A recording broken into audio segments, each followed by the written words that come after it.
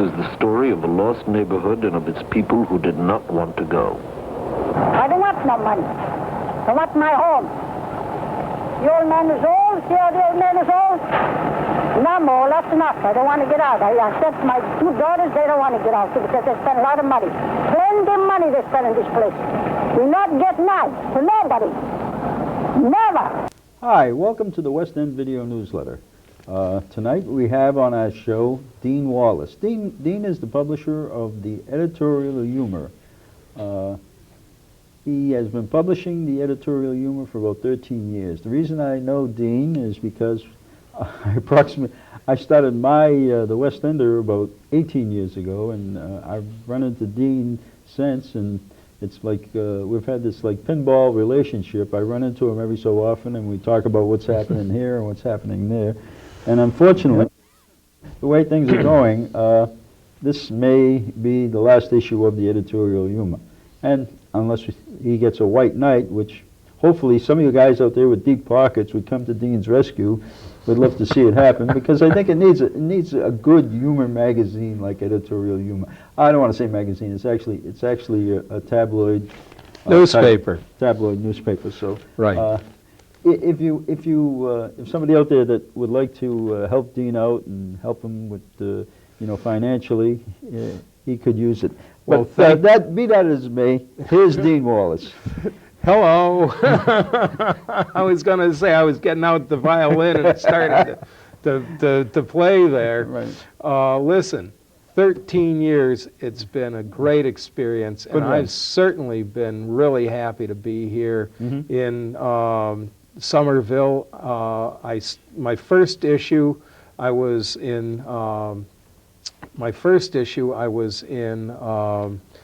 Harvard Square, but I've been in Davis Square ever since. Right. 2 weeks after the first issue came out, I moved to Davis Square, and I've been part of the Renaissance, and I got to tell you, I appreciate... You had a name change in those years. Oh, yeah. We started 2 name changes. The first 5 issues were called Outrage, R-A-G-E, Us, U-S. In other words, outrageous but misspelled. Right. Then we switched to the Boston Comic News that a lot of people know. I remember, yep. And then finally we talked to Stavros Kosmopoulos, the great genius from Hill Holiday Connors Cosmopoulos, and he said, Dean, you're having trouble with adult advertisers coming in because they think it's for kids. And it isn't. It's, let me explain what Editorial Humor is. We follow world events through the eyes of editorial cartoonists. That's right. I don't make up Bin Laden rubbing his lamp and finding a U.S. response. Right.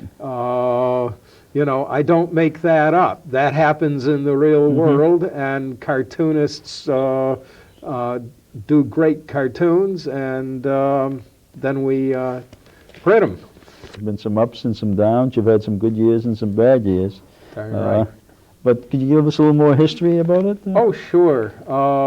I got the idea in the mid-'80s during the 1980s boom. Remember the Miracle 80s? Right. Yeah, well, okay. But by the time I found somebody who was going to go in with me, by the way, Editorial Humor is put out by HOP, H-O-P Publications, and everybody comes up to me and says, okay, what's HOP Publications? And what it stands for is Handshake Over Pizza, because I had a buddy, and I shook hands with him while we were having a pizza.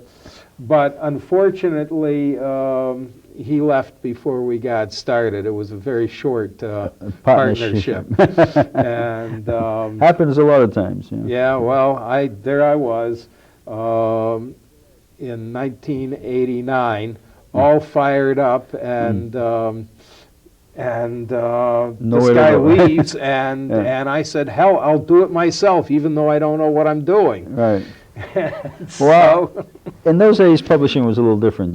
They didn't have computers, weren't really computers the way they are oh, today. Absolutely You not. used to have to use either a typesetting machine or one of the, I forgot what they call those. Linotypes. Computers changed the whole face of publishing. Absolutely, absolutely. And the other thing that's changed is, now I was born back in 1943, so you know I'm an ancient old guy here.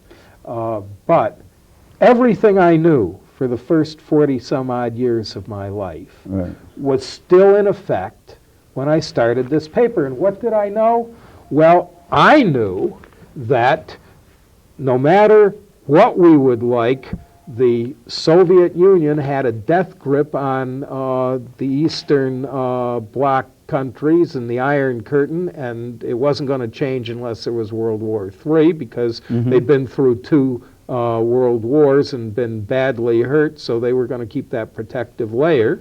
I also knew, of course, that whether we liked them or not, the communists were in charge in Russia, and they wouldn't give up without civil war. Right.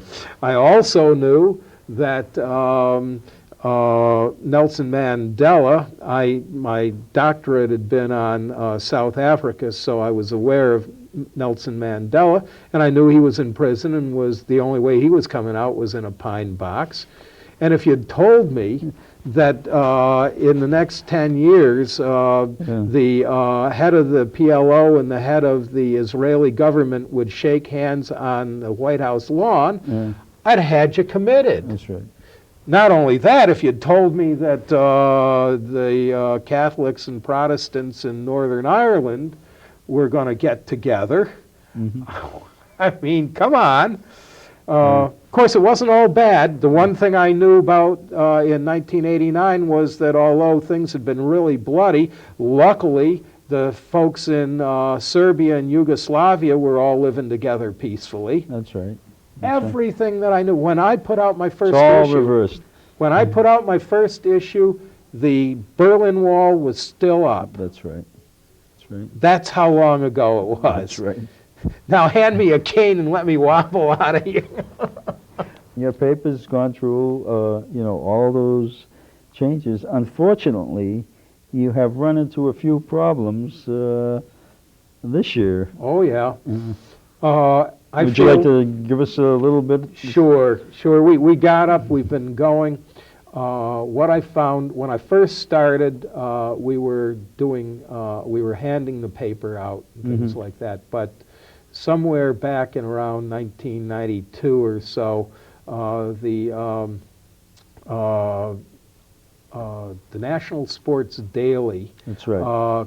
collapsed after blowing $100 million in 18 months. Right. And they left a lot of vending boxes, and basically I called them up, said, what are you going to do with the vending boxes, and became their man for collecting them and storing them and that sort of stuff. And they paid me in vending boxes. And I was also able to get some other vending boxes that they had for fairly inexpensive amounts of money. And I'm telling you that very shortly we found that those vending boxes Made you money. really were profitable, really got us out before we had all the problems of putting the paper in a place and then having somebody else drop their paper on top of it. And you need to see the cover. You see a cover like this one. It can't happen here with the H being the smoke of the Twin Towers. And it stops you dead, and you want to find out more. If it's below the fold, you can't. Right. So, so not only in news stories can you see, this doesn't give you the full punch of it, but also if it's in a vending box, your vending box, they can't take it away from you. That's right. Okay. So here we have a cover that sold a great deal because It was that time. It was that time people were interested and they wanted. For example, just before 7/11, this was what was going on. This is Eve holding up or getting a stem cell apple. Right. Okay. Mhm. And, you know, it's a cute cover, and it's what was going on back in late summer. Right. But does it have the same impact as the American military genie coming out of bin Laden's lamp? Well, the whole Probably American not. psyche has changed since 9/11. I mean, that's Yeah. that's you know, and those there was a Absolutely. difference, you know. You can that's a dividing line between where the country went after that, and before that, everything was like sort of innocuous. You aren't going to get Yeah. an argument out of me, but just before that, the mayor of Boston initiated several things to make himself, that is to say Boston, millions of dollars, and to mess up newspaper distribution, to do something that the First Amendment says you can't do, which is have politicians control the distribution of newspapers. And he'd tried it, he'd brought it up back in 1998. We'd been invited to a meeting between the city and the publishers, and when we arrived over at the Parker House, which is an official building Right. No, for... I've been in myself. Yep, you've been in there. We were met by Mike Galvin, who's the head of Basic City Services, and he's basically Mr. Menino's go-to guy, okay? The mayor wants, you know, Santa Claus fantasy land on city property. Mike's the go-to guy. And Mike said, we've got this great thing where the city can make a lot of money, and all you have to do is agree to go into these gang boxes. These Condos, I think. Well, Street excuse me. furniture condos. They're trying to say condos, but you know, the thing about a condo is that it You buy it. well, not only can you buy it, but it's you go into a condo because you want to. Now, if I shove you, if I hold a gun to your head and force you into a cell next to somebody else, that isn't a condo, that's a prison. Now, they don't like the word prison, so I'm using a gang boxes thought of it in that chain way, gangs, okay? Please don't use the word condo to me. It'd be like calling somebody you know, in the pro-life and pro-choice debate, they're both pro, right? So they're trying to put this nice, sweet little spin on it. It's spin, exactly. So here's the mayor in 1998.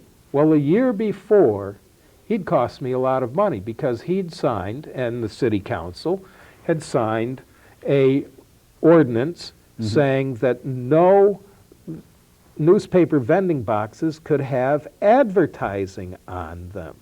Okay? At the time it went into effect, July 1997, I had contracts worth $15,000 plus in my hand because of outdoor advertising. Outdoor advertising on my vending boxes, okay?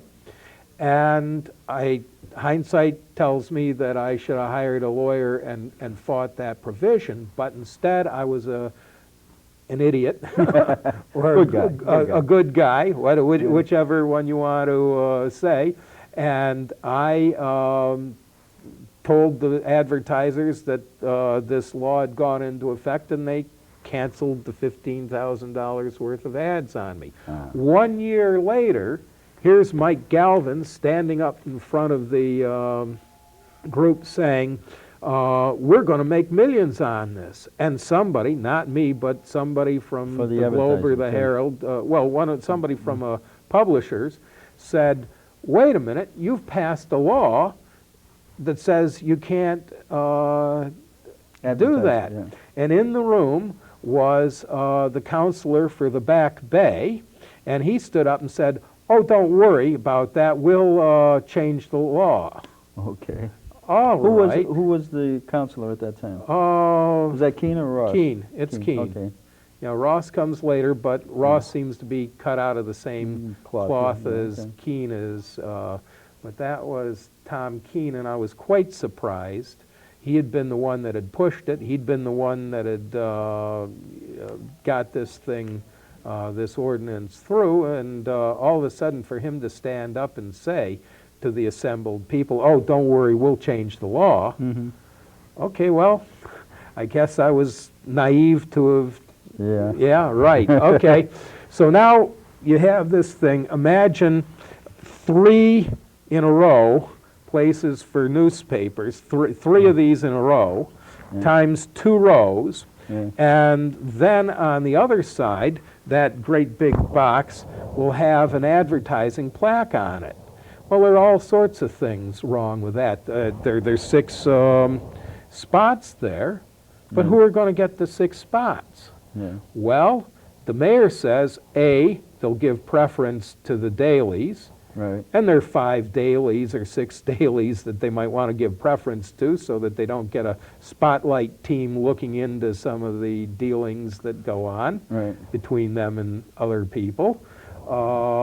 And so let's say there are 5 dailies that they're going to pay attention to. That leaves 1 spot left. Now, some of the boxes we're going to have 2 rows of 4, total of 8. Okay. But there are 30 papers out there. Okay. And so we told them it's against the First Amendment. You can't have politicians. I mean, just think of the conversation between Richard Nixon and Katie Graham of the Washington Post when Watergate was first breaking, if Nixon had had stranglehold control of her distribution.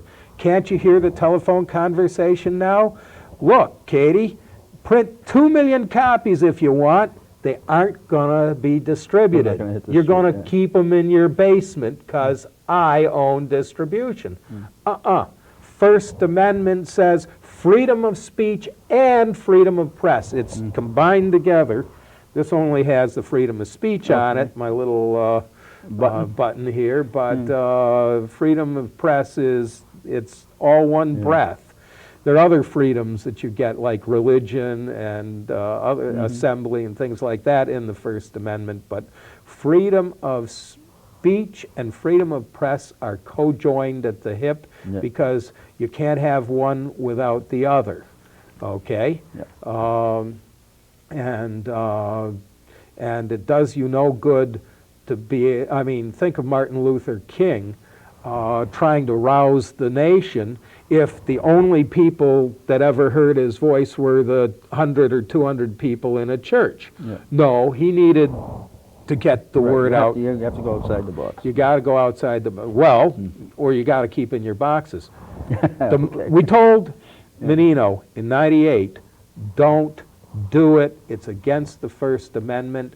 The money was too good. And the gentleman... Who will own the boxes is what... well, they're owned by, they will be owned by Wall Distribution. What happened is... It's a private distribution. It's a private company, a private for-profit company, who one day, after they've got everything under control, can take the newspapers and just flip the thing around so that now the people are walking by their ads, and to get a newspaper, you have to walk in back. And then they'll say, well, we just turned it a couple of feet. People could still walk over there. But these things are sold by sight. Somebody gets interested. Somebody says, that looks like an interesting thing. Paper, Somebody picks this up, looks at the Taliban thing, laughs at the joke, and sees torture for fun and profit. Torture for fun and profit. Well, wouldn't you want to turn to page 7 and find out what the heck that was about? Okay. Happens to be about me blowing my mouth off, but that's something else. I think they tortured you for free. So in any case, Menino set his lawyers to work, and they came up with a device. They devised a device, as one of my professors used to say, and they did this thing very carefully, and they crafted it so that the big papers wouldn't Be exempt. they wouldn't take them on. The big papers, incidentally, had lost a On Beacon Hill, thing on Beacon Hill in 1996. So they crafted it just like that, so the big papers would be afraid that they'd lose already, and that the smaller papers,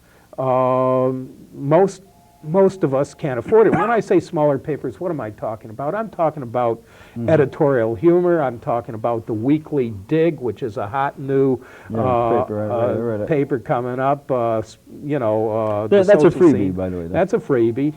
We're talking about the Improper Bostonian, which is also a freebie. We're talking about the Phoenix, which at one point was paid for, but now they've gone to a freebie. You have to pay 50 cents for me, so I'm the one that has the vending boxes that look like the Globe and Herald. Right. And I'm real proud that a lot of people are willing to pay 50 cents. So what happens?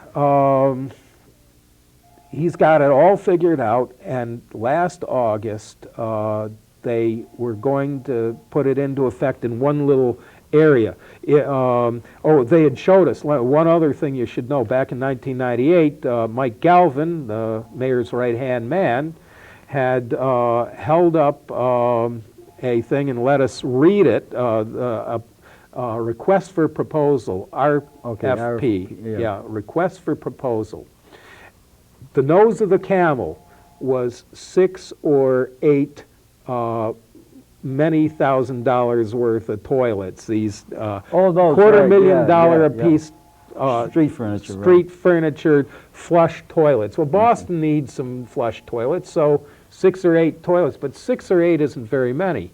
Okay, that's the nose of the camel. Right. Head of the camel, that's 200 or so bus stops, maybe 250 bus stops. Okay?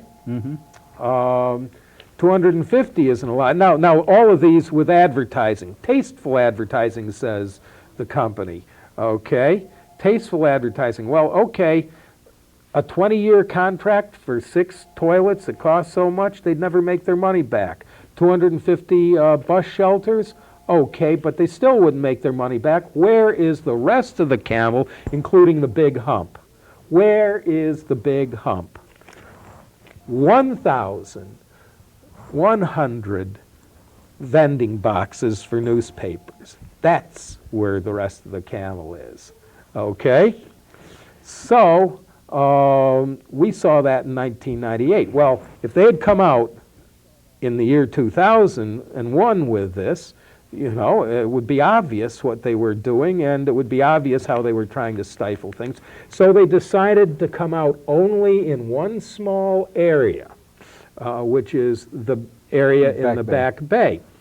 Previous to that, we had, at the city's request and at the request of the residents of the Back Bay, removed all our boxes.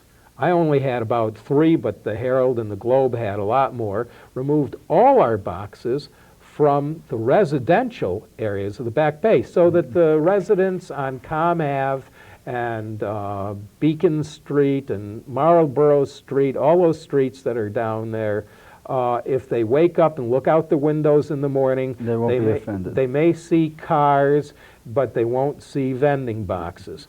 Where did we want the boxes kept? We wanted them kept in the business section that draws people from all over Boston, all over the region, and frankly, all over the United States. Newberry Street, Boylston Street, near the T stations. Okay? Dean, let me ask you a question. What do you think the people, if anybody sees this show, can do to help you out? Well, I mean, obviously, if the people have some clout in Boston, calling up their representative and talking in their ear, maybe telling the mayor that attacking the First Amendment isn't such a good idea. Matter of fact, I have a issue, you have a copy of it in your hand, that was originally going to that I went after Menino once he did this, because he put into effect, or was going to put into effect, a very sleazy plan. And let me just tell you, let me give you the timeline. He signed the contract on, we've since discovered, on May 2nd, and on May 8th, the Back Bay Architectural Commission held an illegal meeting at which was a public meeting, but no publishers had been notified that there was going to be a meeting, and every single one of those commissioners was appointed by Menino. But none of them gets on the committee unless they are absolutely vetted by Menino and they're handpicked by him. They held this meeting and just, you know, absolutely banned all vending boxes, 100%, and put it into, it was going to go into effect, and if you disobeyed it, $1,000 a day fines. And I'm not totally sure whether it was $1,000 a day per day or $1,000 a day per box, but you can tell that a small paper like mine or the Improper Bostonian wouldn't be able to handle that. Well, you know, I haven't had great relationships with the Menino administration either. I think they're a little aloof. I think they take too much money from developers. There's a whole host of things. Shirley Kessler, who was a big critic in Boston of, she's in Boston's, I think it's called United Neighborhoods or something. And he has a tendency to be aloof. As a city councilor, Tom Menino was a great guy. He really was a great guy. As a mayor, I don't see a lot of him. Well, I just don't know. Excuse me, but Acton said it best, and Lord Acton said power corrupts, and absolute power corrupts absolutely. And Tom Menino, over the last 8 years, and we're going to have him for another 3 years unless they find something on him that gets him impeached. He has, especially after when nobody ran against him the second time. Incidentally, our paper endorsed him the first time. Of course, being a humor paper, we helped him out down in the West End when he first ran ourselves, but that doesn't count. He has a cadre of people around him that are his political advisors, and that's all he listens to. How we stopped him from taking, you can still go down there and find the boxes there, is we went into court, got a temporary restraining order, and it's holding until we go to court in March. If there's somebody out there that wants to help Dean be a publisher and wants to contribute financially to help him out, if we can get a white knight, Dean is looking for somebody to help him out. And that being said, we'll see you at the next West End Video Newsletter. Thank you.